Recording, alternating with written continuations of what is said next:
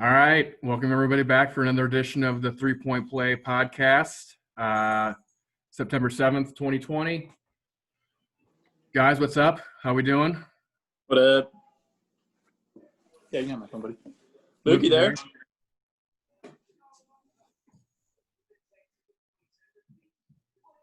I think we're waiting on Luke. But with that, I guess we'll just kind of jump into it with how last night finished up on Sunday, September 6th, with the Bucks clinging to life and kind of getting bailed out in the overtime game, I think. I don't know if it really is going to make a difference because I think the Heat are just on a mission right now.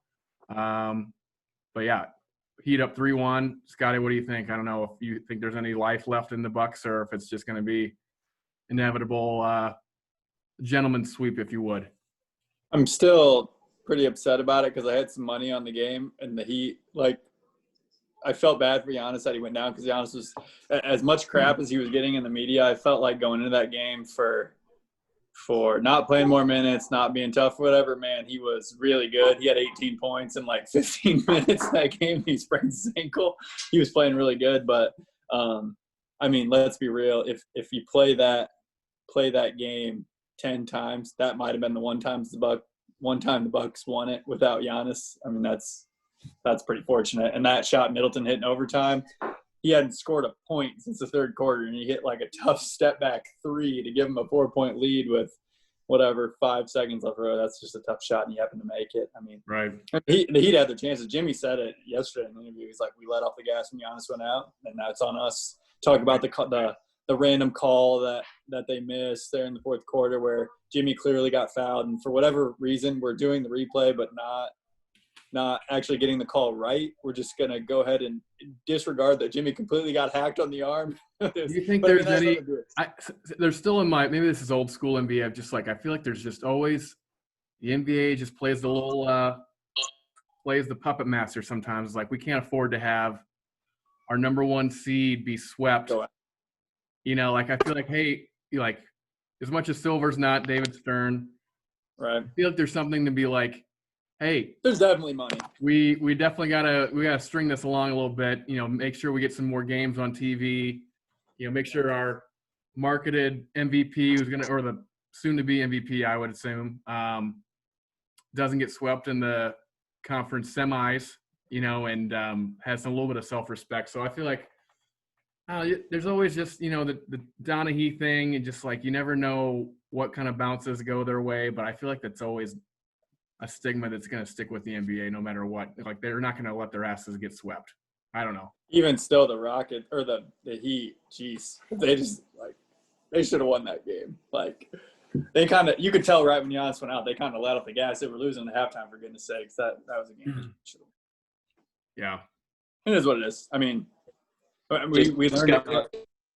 Hey, Luke, you're kind of breaking up. Sounds like we got some good conspiracy talk going here. Hey, might as well start out early with the hot takes. I feel like, from the frozen envelope to, the Donaghy is just, I feel like there's always just pick and choose the moments that you feel like you want to shave a point or two there, shave a point or two there. They're not going to let the number one seed Bucks with the ensuing MVP get his ass swept before they before they make it at least entertaining. They get some more games and money out of it. It's not going to happen, I guess. That's my take. Luke, I don't know. What do you think? Do you think the Bucks were gifted that game so they weren't swept, or do you think there was actually some merit to it? I don't think – well, hold on a second. I got to grab my tinfoil hat real quick. There we go, yeah. I don't think Let's I go. didn't think that was as questionable in Game 4, but Game 3, that the foul on the three-pointer by Middleton. Oh, yeah. They called the foul on Project. That one was pretty fishy. But I agree. I mean, there's just too many incentives involved for them to, and it always seems to work out that way. They don't just let these unless it's a clear blowout. If it's a tight game and they want a series to drag on a little bit longer, it kind of seems like the fouls tend to tend to Like lean they'll a let him certain way. play. They'll let him play for half the game, and all of a sudden they'll get like ticky tack and be like, "Oh, he hand checked him, or he didn't let him come down on his three, or whatever those back-to-back calls were, where they fouled him on both of their threes. You know, when Butler hit those 2 free throws on, what was it, game 3, I think, when they went up 3-0. Yeah. But I mean, basketball more than anything, I feel like you can just kind of be, this is the way I saw it, a hand check or just like ghost fouls here and there just to kind of, like I said, shave a point or give them a point or two. Or, I mean, obviously knowing that the spread is involved. I don't know. It's just such I'm with you, Luke, with the tinfoil conspiracy theory that it's, as much as they say they like got rid of it when they caught Donahue, there's still that shit going on. There's no doubt in my mind. I don't know. Don't get me started on the shooting foul thing. I was cussing at the TV today. Yeah. Dude, at any point, this is what I hate, and I'm going on my rant again about the shooting fouls, but every game, the Lakers game last night, there were like 4 shooting fouls, and they made it, and they got fouled. But I feel like if I'm an official and a player, hey, Cree. Hey, special guest. What's up, Cree? Right. Say hey. Hey. Going to bed? Making his 3-point play debut there. Bedtime. We just played some one-on-one. He beat me today. But no, if I'm an official and anytime a player leaves his feet to try to like test a shot and he fouls him and they say a word, it should be an automatic technical. Just stop leaving your feet. Just put your hand up, and if he makes it, he makes it. Yeah. Then you don't have a foul. I don't want to go on. I could go on a 10-minute rant with like examples. I wrote them all down because I was getting so mad at the freaking TV. But like a guy clearly fouls him because you leave your feet, like that's terrible, undisciplined defense. We were all taught that in middle school. Don't leave your feet. Just contest him. He makes it. He makes it. Yeah. Yes, you're not gonna freaking block it. Just put your hand up. But I thought like it's pretty clear that the Bucks style of play in the regular season does not translate to the playoffs. Pretty clear. Yeah. And I don't even know if it's offense. Like I heard the stat today. The Bucks were number 1 or number 2 in defense in the league in the regular season, 1.02 points per possession. This series, they're giving up 1.15 to the Heat, which means every 100 possessions they're giving up 115 points, which would be 3rd last in the league. Yeah. Why? I mean, and part of that's Miami because they're just so hard to guard. Like if you watch the Lakers play, like the Lakers just stand there, no one moves, man. Miami moves all the time. Duncan moves, Hero moves, Dragic moves, Jimmy moves, Bam moves. Like it's pretty nuts, man. They're hard to guard. Is this just like a new revelation they found? Like how were they the 4 seed? Like you think that they would? I mean, obviously, like you said, the Bucks just kind of have that type of style that is better for the regular season. Like we talked about with the Pacers earlier too. Like why were the Heat? Why are they at the 4? Like if they've been playing like this, obviously the bubble life is just a whole new world and kind of a restart to the season. But I don't know. Like it feels like they were such a different team than what they were pre-COVID. That's like they got it going on. Obviously, you just kind of ride that hot streak. I don't know. It's just kind of a crazy night and day difference between the two. I think like look at Game 4 yesterday. Like they traded for like I know that trade was for Andre Iguodala, but man, Jay Crowder shooting 40% from 3. Holy crap! If he would have done this in any other team, he never would have gotten traded because he can guard 1 through 5 and he is stroking it from 3. Yeah. He's been unreal. He makes them be able to play small with Bam and him at the 4. Like that's nuts. He's been unreal. Every time he shoots, I think it's in. And I remember watching him in Boston and Utah and Cleveland. And I did not think that ever. Like when he shot, it was like a gift. And now I'm nervous every time he shoots because it's a make. There you go. Last thing on Bucks Heat.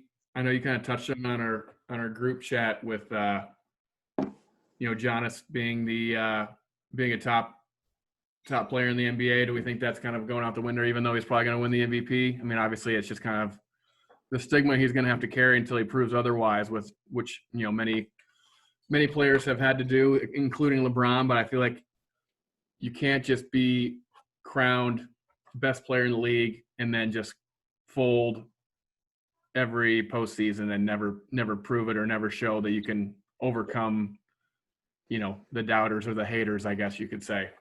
Anyone in the media now who says Giannis is the best player in the league, I will unfollow and not listen to anymore because they're not right. You're not watching. He's not the best player in the league. Yeah. He's not. I mean, right now it's probably Kawhi, and LeBron's number 2 probably. But Giannis is, I mean, right now, if you had to take someone in the playoffs, would you take Dame or Giannis? Because I'd take Dame.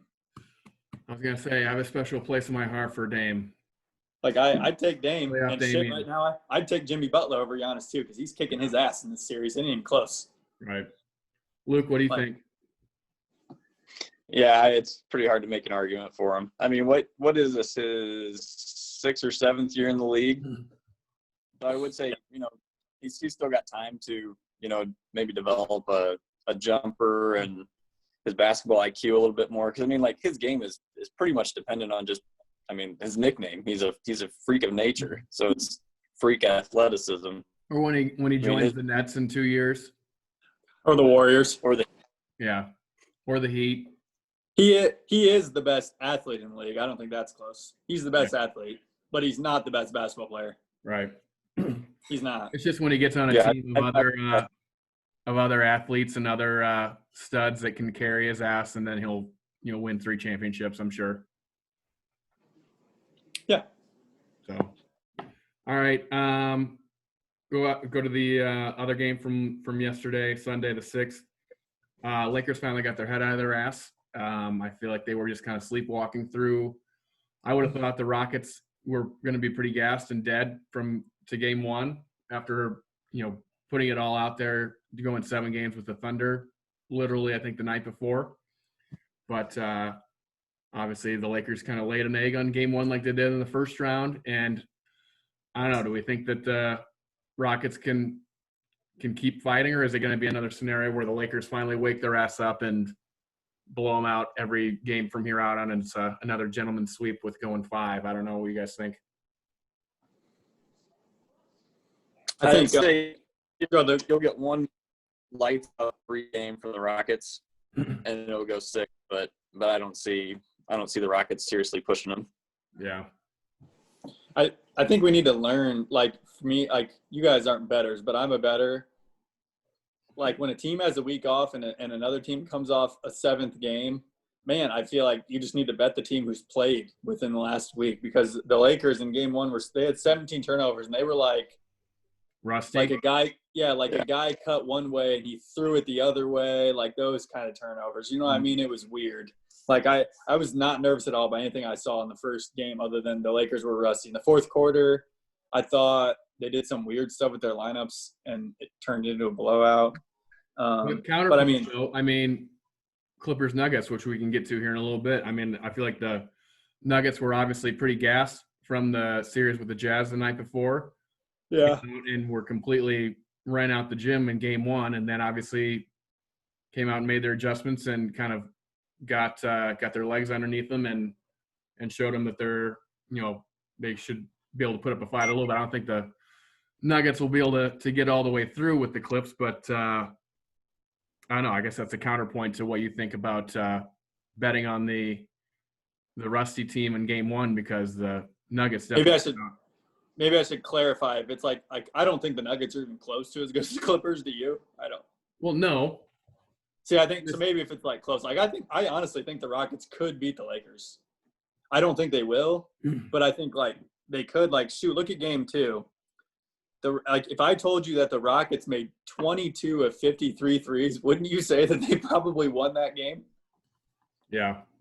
I mean, they were 22 of 53 from 3, and they didn't win. Yeah, but that's kind of been their whole MO, though. I mean, they've been shooting 53s the whole postseason, and it's just kind of, if they can't stop anybody, which they've proven that they can't. They're kind of a tricky, stifling D when they want to be, or when they can tend to be. As we can see with the defensive play of the bubble with James Harden with that block at the end of Game 7. Yeah. So they can be kind of a stifling D if they really put it together. But I just feel like that they're. Yeah, I think they're good defensively. They're going to be more of a track. It's going to be more of a track meet, and they're just going to shoot 63s. And if you beat them, you beat them. But they're such a tough team to figure out.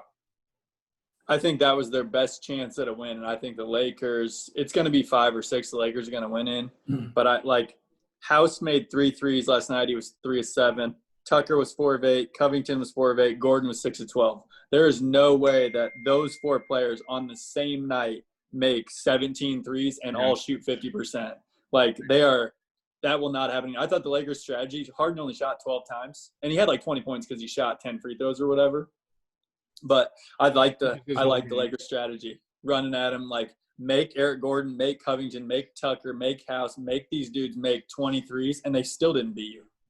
Right. And I get it. Westbrook was terrible, and that was a huge part of it. I mean, what was it? I saw the image where they're like playing him like these Ben Simmons, like just guarding the paint. Like he wasn't even challenged whatsoever, which is like that's like the ultimate slap in the face, I feel like. Yeah.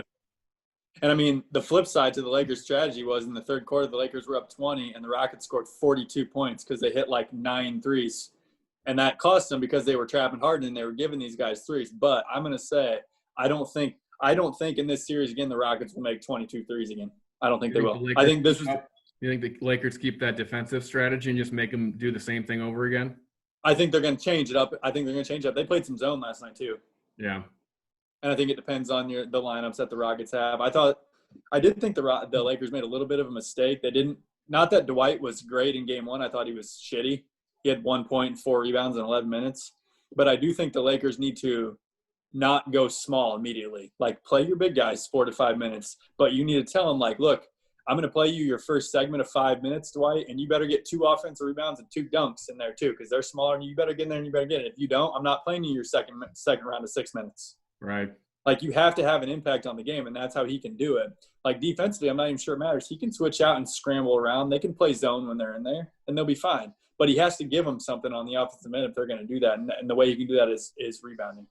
Yeah. But if I were the Lakers, I would not try to go small and match the Rockets shooting because you're not as good as shooters as the Rockets. I thought they made a little bit of a mistake. You're playing their style of game and just like looking up for a track meet, and like that's what the Rockets want you to do. I feel like they want you to play small and fast and bank on them. Hitting as many threes as them, in which they're built. Right. They have no adjustment. The Rockets literally have what is their adjustment? Shoot more threes. Like last night, they had shot 44 shots in the first half and 31 of them threes. They have no adjustment. Their adjustment is we're going to shoot threes and hope they go in. If I'm the Lakers, great, but I'm going to spend 6 minutes where I have Dwight or JaVale in there, and we're going to pound you on the glass. And then when they go out and Anthony Davis goes to the 5, we're going to pound you with Anthony Davis. And when you put Eric Gordon on LeBron James, we're going to pound your ass with LeBron James inside too. And I'm just going to keep pounding you. And it may be doubles, but I'm going to keep going inside. The Lakers need to do a better job of offensive rebounding, and I'm living with the Rockets shooting 63s. They will not make 22 again. Yeah. No way. But they got to be smart about it. I just wouldn't give in and go small because the Lakers, when they go Caruso, Rondo, LeBron, AD, and Kuzma, that's not a great shooting lineup at all. Right. When LeBron's your best shooter, that's tough. Play your big guys. 6 minutes. It doesn't have to be a lot, but play them a little. Luke, anything last on the Lakers-Rockets series? Do you think it's going to be? Nah, I'm ready to write. I'm ready to write these second round series in the Western Conference off and get to the conference finals. I mean, it really. I hate to say it, but it really does kind of feel that way, and you don't want to really just assume when it's that early on. But it just it's almost inevitable. We talked about it at the very beginning, and it just kind of felt like it was bound to be Lakers Clips. And well, I mean, the East, I guess, is a little bit of a shock. I mean, especially with the way the Celtics laid an egg, and the Raptors kind of just fought for dear life and battled back. But it looks like the Celtics are really kind of turning it around as we speak now. They're up 20, I think, or something in the third quarter. But yeah. Yeah, I mean, these two, we've watched these games now for 20 whatever games in this bubble, but you can tell when the Lakers are really locked in, and you can tell when the Clippers are really locked in. In game 2, the Clippers were not locked in. Yeah. And I don't even think in game 2 the Lakers, you can tell when LeBron and AD have it turned on defensively. You can tell the same thing with the Clippers. And I don't know if we're going to see that unless it comes down to game 6 or 7 for these teams. But when it goes Clippers-Lakers, there will be an intense just an aura in the game. Yeah, you can totally tell. Will definitely be upped. It's they're sleepwalking through because they know that they can. They know they're going to win, and they're waiting. Yeah, but it's totally different. Like that first game in the bubble when those two teams played, man, both teams were like, I'm ready to kill you. And the Lakers had it one other time in the bubble when it was like Portland game 3 or 4 when they just whipped them. Yeah. They had the look then, and they haven't had the look since. I'm waiting for them to have the look again. And It's like a whole nother level of like load management. You know, it's like we're going to take a couple games off and bank on the fact that we'll still beat you. And if we don't, it's not going to get to 6 or 7 games.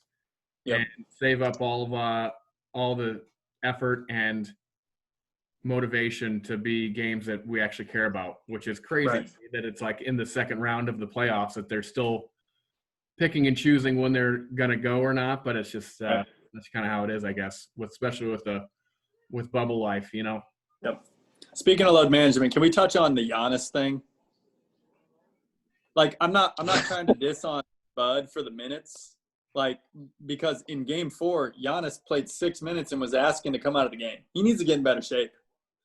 Yeah. You can't tell me he's playing so hard that all these other players in the bubble, like Dame was playing 46 minutes and beating ass. Right. Like, coming out after 6 minutes. That's bullshit. You need to be tougher. Right. He was killing me. Well, that game 4, he has all 11 of the points and they're down 20-11 and he's asking to come out. Like, come on, dude. You need to get in better shape. That was driving me nuts. Yeah. I mean, I think I just goes back to the point that I feel like if he's really going to be the MVP, you got to be able to step up when the team needs you to get their asses out of a 3-0 hole, you know? So he needs to be a little tougher, I think. Yeah. Well, I mean, the guy can't shoot. I mean, that's all his offensive game is getting to the hoop. So, I mean, he's got to expend much more energy than Dame does, who's just shooting 40-footers, you know, left and right. Do you think they should post him more? He should get the ball in better. All he's trying to do is take it on a fast break and do his, you know, take 2 steps from half court and get right to the rim. But they're just loading up. I mean, he has no answer for it. He needs to post. He's so dominant. Like, put your head under the rim like Shaq does. Get position and go dunk it on someone. Yeah. Like I think that may be part of his issue. He needs less of the dribbling and more of Shaq. He can't shoot anyway. Put his ass inside and put 4 shooters around him. That was my argument for more Corver in game 3, and they didn't do it till the end. Put Giannis inside and space him with 4 shooters. Yeah. Let's email Coach Bud. Yeah. I don't know. I feel like it's like the Heat are just gonna they're not gonna let it get too far into like a game 7. I feel like they have better players. I think the Heat's players are better.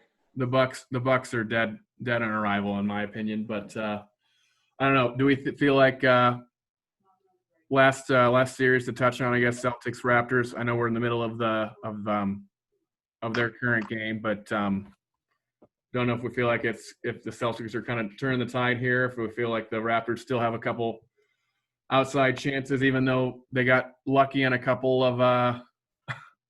calls here in the last 2 games they won. I don't know how we feel about that moving forward. I'd be shocked if it didn't go 7 at this point because I don't like the Raptors haven't shot the ball well today. And we're watching. There's 3 minutes left in the third quarter and they're down by 28. But, I mean, they're going to fight in game 6. I mean, they got so lucky to win game 3. I mean, what are the chances of that? Right. 0.5 seconds. That's like 1% chance to win that game. It's like, how is he that wide open? Like, what was going on there? Jalen didn't switch out. You could see it pretty clear. I heard someone say something about Taco fault. They were mad that Taco was on the ball. Who cares? That was a great call, I think, by Brad Stevens. Stand there and be tall. And Lowry, there was a thing on Twitter. The sideline is wider now than it would be with no bench there. So he could take like 2 feet. Yeah, he could take 2 feet more steps backwards, which helped him. But Jalen messed up a switch. I mean, I would never give up a shot that could beat me. Right? Like, give up a 2, man. A 3 beats you. Yeah, that was a unreal shot. I mean, it was pretty badass just the way he like stood there, stroked it. Yeah, it was awesome. But awesome for OG, just bad defense by Jalen, man. Don't like the one shot that beats you. You cannot give up a 3 there. Make like he helped in on Gasol, who was at like 13 feet. Like make Gasol make that in 0.5. He's gonna have to catch and tip it in. Like okay, if he makes that, great. We're going to overtime. We're probably gonna beat you. Right. But anyway, I think the Celtics are better. Yeah. It's been interesting with the adjustments, though. Lowry and Van Vliet have been really good since game one. Right.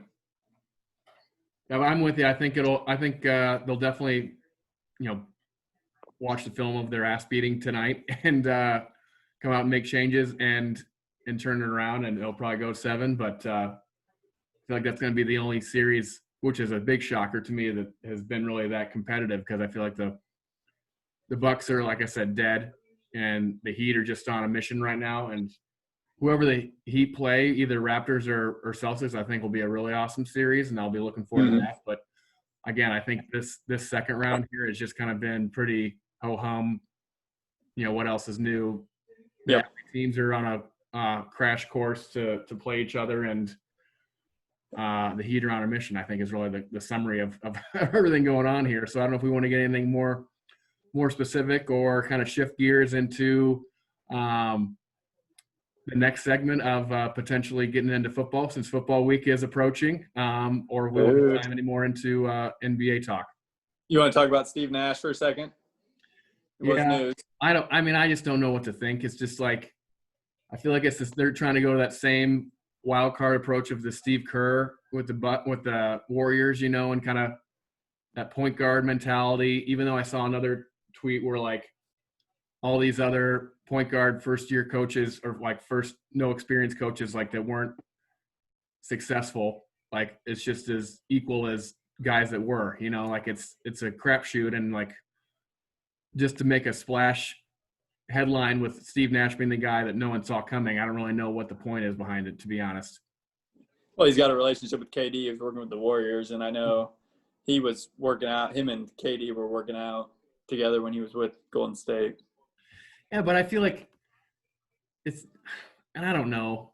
We talked about it a little bit with Ty Lue. I feel like it's just like, you're just going to be like the quote unquote players coach and just kind of let them do their thing and like be collaborative. That's great. But at the end of the day, you still got to be able to like know schemes, draw up shit. I mean, obviously he's a talented point guard, and he's been in the league for 20 plus years. So he's seen his fair share of stuff, but it's just like, there's a different element to when you're playing and when you're coaching, and to be able to relate and be like, hey, this is the way we're doing it. I know the NBA is different, but it's just like, I don't know.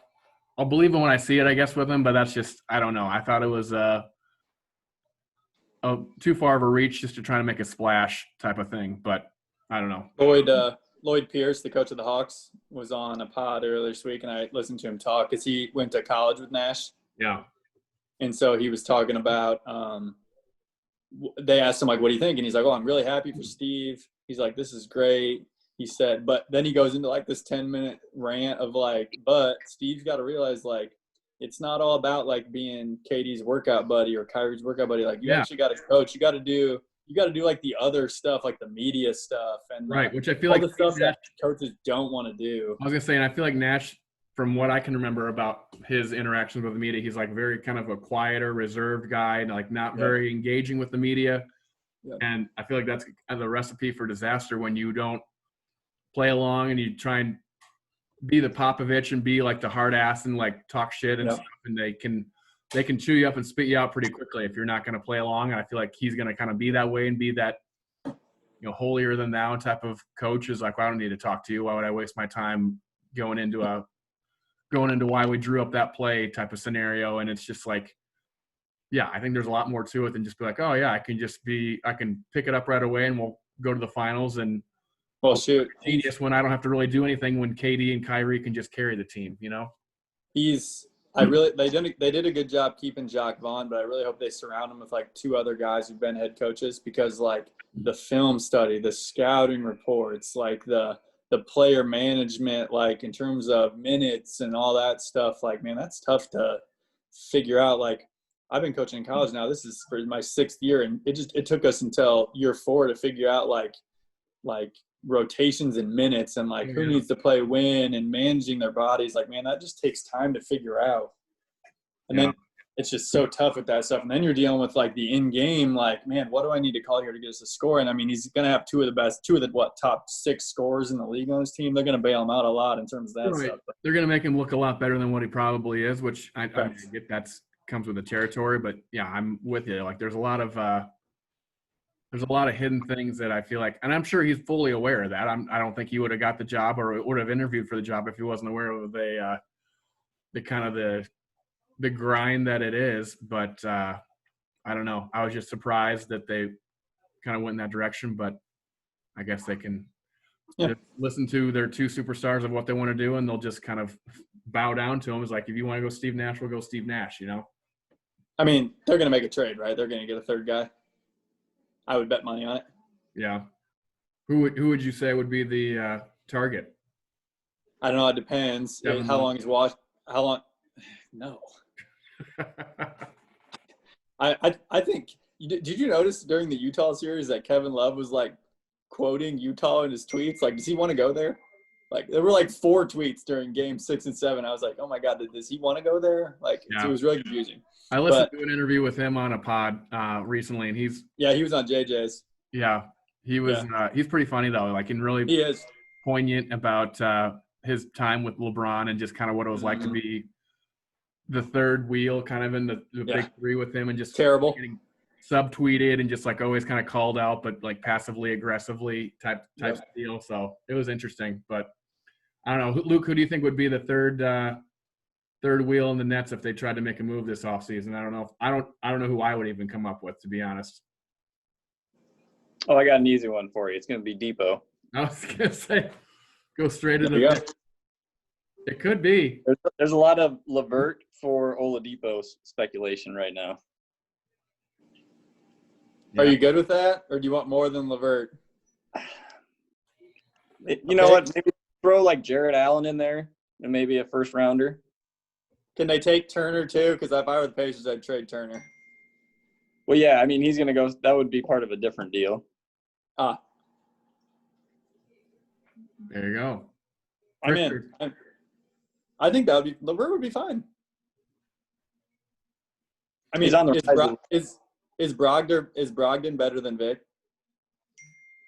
No. He doesn't have the explosiveness that Oladipo has. Yeah, but he's pretty good. He's a good shooter. I don't know. Okay. Not Bradley Beal. Yeah, that's another one. Trade deadline maybe when Washington realizes that that's not going to work and John Wall's 30 and we're paying him $200 million. God. What about Chris Paul? If you were the Thunder, can you make that work hours-wise? Okay, if you are who's Sean Marks, and I'm Presti, and I call you and I say we'll give you Chris Paul.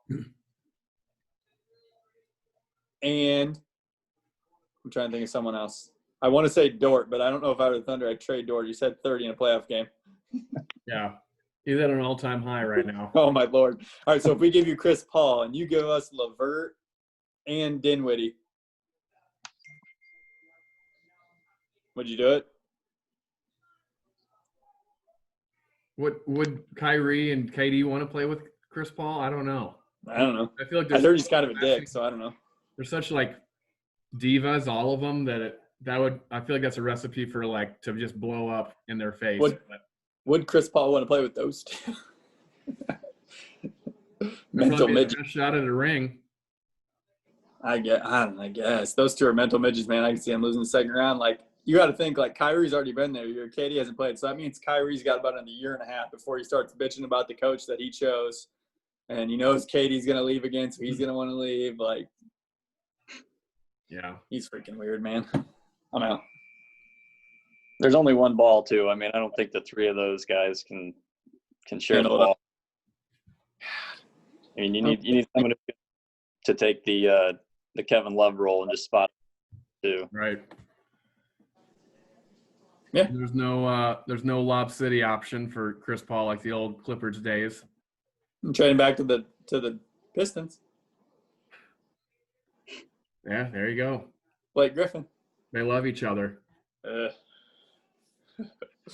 All right, boys. Well, we just got a few minutes left. I don't know if we want to try and squeeze in NFL talk or not. I feel like that might be trying to force it a little bit, but maybe for next time later. So we're going Thursday, right? Let's go Thursday earlier so we can talk right before Chiefs Texans. We can do a brief NBA recap and then talk for week 1. I was thinking we could do I can come up with a sheet or something, and we can do picks every week, and we can have like a yearly. Okay. Shot. Maybe I'll pick like 5 games, and we'll Yeah. just pick them, and then we can keep track all year, and whoever wins. Do it with the spread. You want to do with the spread or without? I think we can factor in a couple little gambling corners here. All right, I like it. We'll come up with some stuff on that, and we'll talk about it on the text, and we'll see, and we'll come up. So we'll pick 5 games, and then we'll keep track all year. I don't know, and the winners have to do something. Maybe we have to donate money to charity or something. That'll be nice. There you go. Nice. All right, that sounds good. We'll We'll get something going on for Thursday, and if that's good with you guys, we'll talk to you guys then. All right.